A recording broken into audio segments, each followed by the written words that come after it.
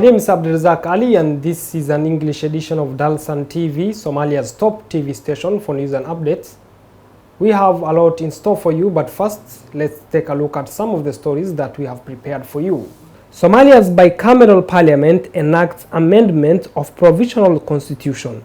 Over cabinet meeting tackled security and completion of democratic process in the regional state. ATMIS troops distributes water to vulnerable families in Tawfiq IDP camp in Johar town.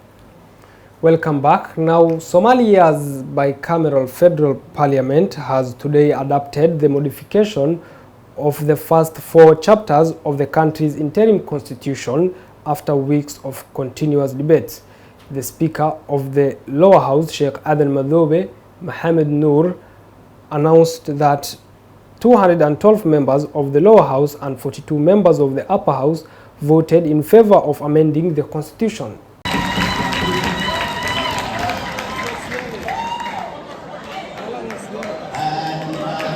Somalia's bicameral federal parliament has today adopted the modification of first 4 chapters of the country's interim constitution after weeks of contentious debates.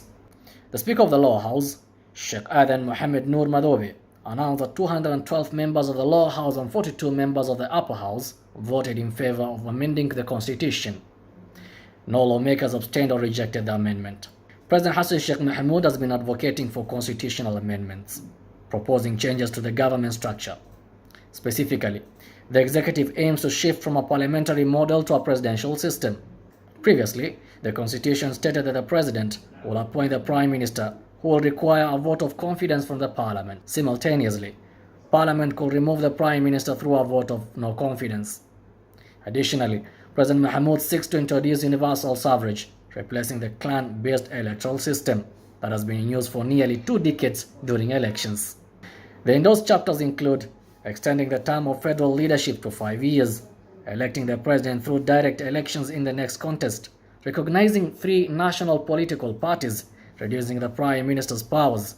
However, voting on 4 provisions under Article 13, 16, 28 and 29 has been postponed. These provisions cover topics such as right to life, age of maturity and religion.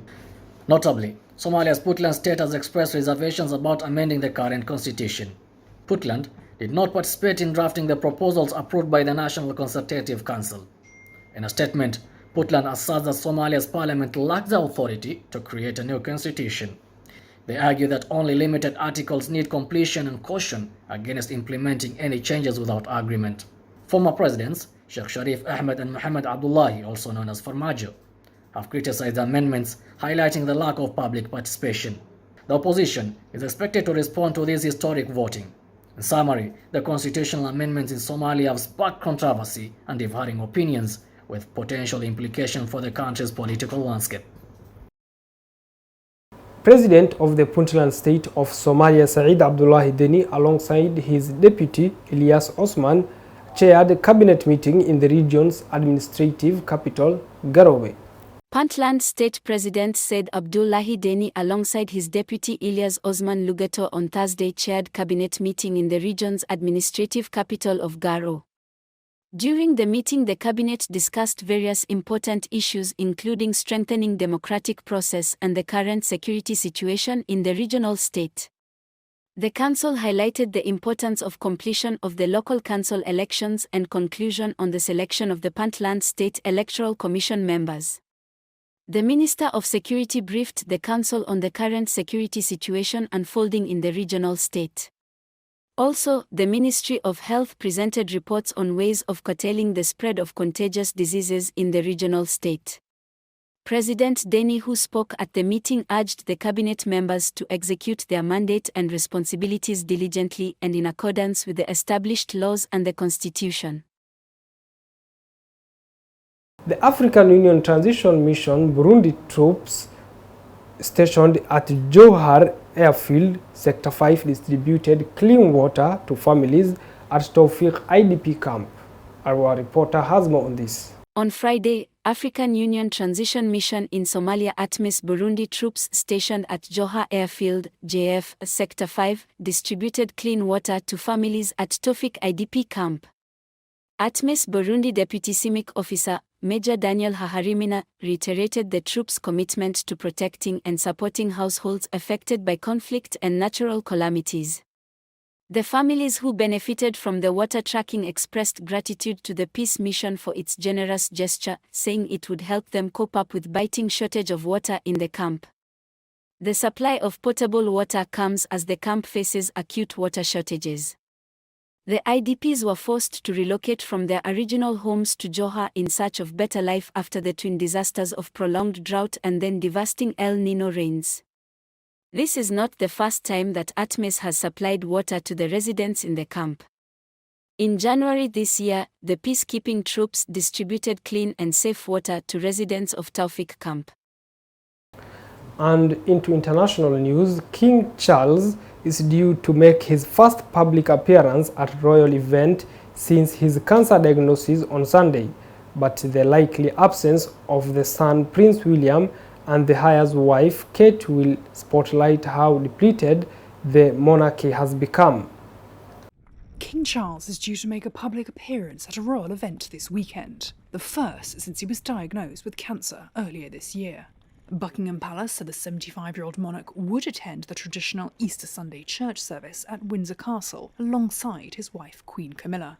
The service is one of the annual engagements usually attended by all senior royals. But this year's event will serve to spotlight how depleted the British monarchy has become. Sunday's most notable absence will be that of the Prince and Princess of Wales and their 3 children. The princess revealed last week that she had begun preventative chemotherapy for cancer following abdominal surgery in January. Here's Erin Hill, People magazine's senior royal editor. As we know, King Charles really wanted to have a slimmed down monarchy when he took on the throne, but he never could have anticipated it slimming down to where it is now. Charles's desire for a slimmed down institution was designed to counter accusations that it was bloated, with distant relatives living off taxpayer-funded handouts. But there are now even gaping holes in his immediate circle. These not only include his younger son Prince Harry and his wife Meghan, who left for the US 3 years ago, but his younger brother Prince Andrew, who was banished from public life in 2019 over his friendship with the late US sex offender Jeffrey Epstein. According to royal biographer Claudia Joseph, Camilla and William have done a sterling job in the absence of Charles, but it still won't have been easy. It's going to be on a personal level, it's going to be awful for the royals. And obviously on a practical level, it makes things difficult. Of the remaining official working royals, those that carry out duties for the king, such as opening new buildings and meeting foreign dignitaries, many are now from the late Queen Elizabeth's generation. Princess Anne often tops the list for being the hardest working royal, but she herself will turn 74 this year. Although polls show most Britons remain generally supportive of the monarchy, they also suggest that majority is shrinking, with a growing gap between enthusiastic older people and indifferent younger generations.